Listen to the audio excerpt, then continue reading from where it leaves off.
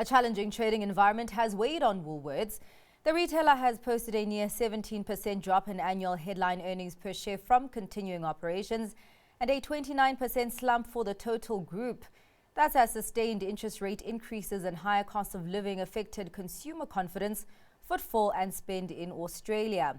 While in South Africa, congestion at the ports disrupted business operations for most of the period. And the group took strain from the effects of taxi strikes and avian flu in the first half. A final dividend of 117.5 cents per share has been declared. That's a 24% decrease on the prior period's payout. Looking ahead, Woolworths expects the trading environment to remain constrained, but it will have leadership certainty. The firm has announced that CEO Roy Bagatini's contract has been extended. No specified end date has been provided. Cashbuild has reported lower annual earnings. Headline earnings per share fell 22% during the period. That's as the trading environment remained challenging for most of 2024. But the building materials retailer is more upbeat about the future. The group says that the government of national unity and to a lesser extent the two-pot system will stimulate economic growth. That coupled with interest rate cuts will bode well for consumers and in turn for Cashbuild's operations. The Competition Tribunal has given Telkom the go-ahead to dispose of its masts and towers business Swiftnet. A consortium led by Actis will take over the unit. This comes a month after the Competition Commission stated that the deal was unlikely to lessen or prevent competition substantially in any market. Telkom sees the transaction as pivotal to the company's strategy to unlock shareholder value. It also allows the group to streamline itself and focus on its core business operations. MTN Group CEO Ralph Mupita has moved swiftly to allay employees' concerns. That's after the Sunday Times reported that there was a revolt from executives at the company. The newspaper sources say senior management is unhappy with Mupita's leadership style due to what they perceive as a lack of accountability and favoritism. In response to this, Mupita told staff that governance processes are in place to address all employee matters, including those concerning senior leadership, and the board is looking into the matter. Spar's inked a Polish exit deal. The group says it's entered a sales agreement with a local Polish retailer named Special, and that's worth 185 million rand. Spar's reasons for the disposal include the significant funding requirements that Spar Poland has placed on the group since acquisition.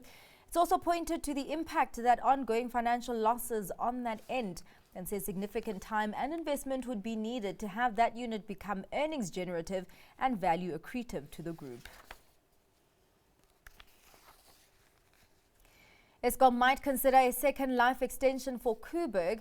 The utility's chief nuclear officer Keith Featherstone told MPs that Eskom would start assessing whether it would be possible to extend the plant's life beyond 2044. Eskom was recently granted permission to extend the operating life of the nuclear power station's Unit 1 by 20 years and is hoping to get similar approval to run Unit 2. Agriculture Minister John Steenhuisen would like political responsibility of the Land Bank. Currently, it rests with Finance Minister Enoch Godongwana. But Steenhuisen says the move will provide synergy, especially as his office has been reconfigured. Previously, the portfolio focused on agriculture, land reform and rural development. But when President Cyril Ramaphosa announced the new cabinet, this was split into two separate departments, being one focused on agriculture and another centered on land reform and rural development. The Land Bank finances the agricultural sector in line with government policy objectives, and so Steenhuisen believes its inclusion in his office will allow for streamlining operations. The presidency says it is yet to receive Steenhuisen's formal request for this. And business confidence has improved. The BCI compiled by RMB and the BER rose to 38 in the third quarter. That's a 3-point increase in the previous 3 months reading. The improvement shows that respondents are cautiously optimistic. While firms did indicate that there are still constraints, especially weak demand, they were less negative about current conditions.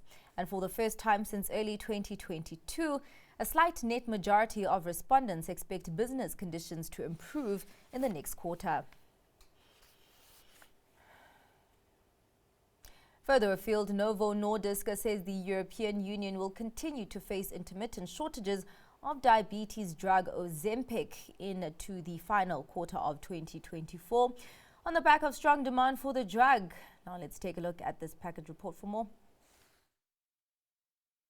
The European Union faces intermittent shortages of Ozempic into the final quarter of this year. That's due to strong demand for the diabetes drug.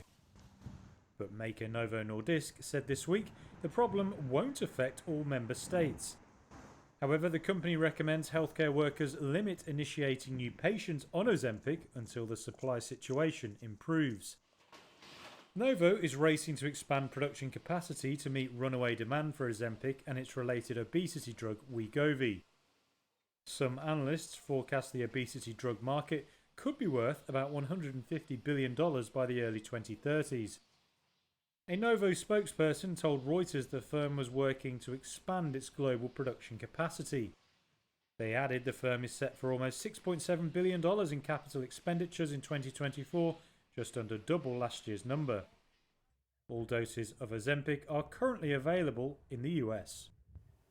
And Elon Musk's satellite broadband firm Starlink said that it is complying with Brazil's top court order to block access to social media platform X in the country, a day after informing the country's regulator it would not obey the order.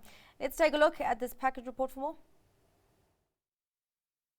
Elon Musk's satellite broadband company Starlink appears to have backtracked, saying that it is complying with an order by the Supreme Court of Brazil to block access to social media platform X in that country. The court ruled that X allowed the spread of hate messages and falsehoods about Brazil's electronic voting system that undermined the country's democracy. Just a day earlier, Starlink had informed the country's telecom regulator it would not obey the order. The regulator told Reuters that Starlink reversed course on Tuesday and confirmed that the provider has already started to cut access in Brazil to X, which is also owned by Musk. Starlink emerged as a fresh battleground between Brazil and the billionaire entrepreneur after a top court judge ordered the freeze of the company's accounts for possible use to pay fines owned by X, which prevents it from conducting financial transactions in Brazil. In a post on X, Starlink hit at the, quote, gross illegality of that order and said it had initiated legal proceedings in the Brazilian Supreme Court. But a court document showed Starlink had missed the deadline to present a new appeal against the freeze order. It was not immediately clear what legal instrument the firm would use to request the overturn of the freezing.